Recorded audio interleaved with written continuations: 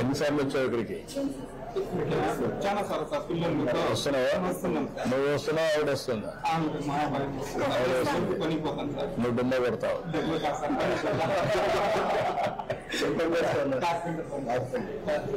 నువ్వేం పని చేస్తావమ్మా? నేను టైలరింగ్ చేస్తాను సార్. ఇప్పుడు లేదు. ఎంతమంది పిల్లలమ్మా? ఇద్దరు ట్విన్స్. ఇద్దరు పిల్లలు తిరుగుతానా? ఓకే. నువ్వేం కావాలంటున్నావు? కూర్చోము. నువ్వేం కావాలంటావా? నువ్వు కూడా సాఫ్ట్వేర్ అన్నా? ఇద్దరు సాఫ్ట్వేర్ పోటీ పడుతున్నారు. వాళ్ళు కూడా గురించి రాస్తారు. చెప్పండి. కానీ ఎట్లా చేస్తున్నారు మీరు చెప్పండి. అమ్మ, మీరు బాబు భాష గత సంవత్సరంలో మొదటి PTM సమావేశంలో మొదటి క్వార్టర్ సంబంధించిన సమాచారం మీకు అందించారు. ఆ రోజు హాజరైనారు. గతంలో శేఖర్ సార్ అనే వ్యక్తి ఇక్కడ టీచర్గా ఉండేవారు, క్లాస్ టీచర్.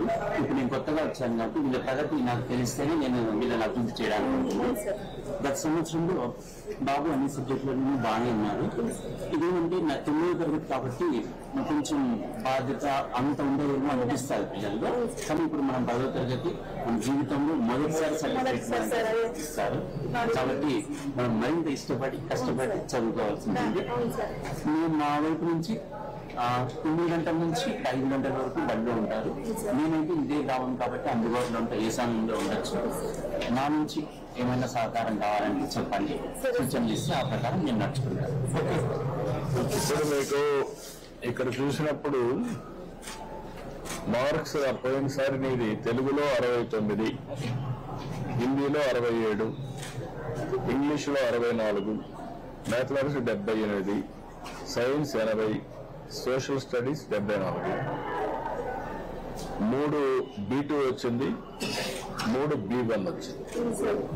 70 కంటే తక్కువ వస్తే B2 కింద వస్తావు, 70 కంటే ఎక్కువ వస్తే B1 వస్తావు. ఇప్పుడు ఓవరాల్ గా వచ్చే B1 వచ్చావు. నెక్స్ట్ ఏముంది? ఏ రావాలి ర్యాంకు? A1 రావాలి. A1 వస్తే నీకు సీట్ ఇంజనీరింగ్ వస్తుందా? దానికి కూడా బాగా చదువుకోవాలి కదా. ఇంప్రూవ్ చేసుకుంటావా? నమ్మకమేనా?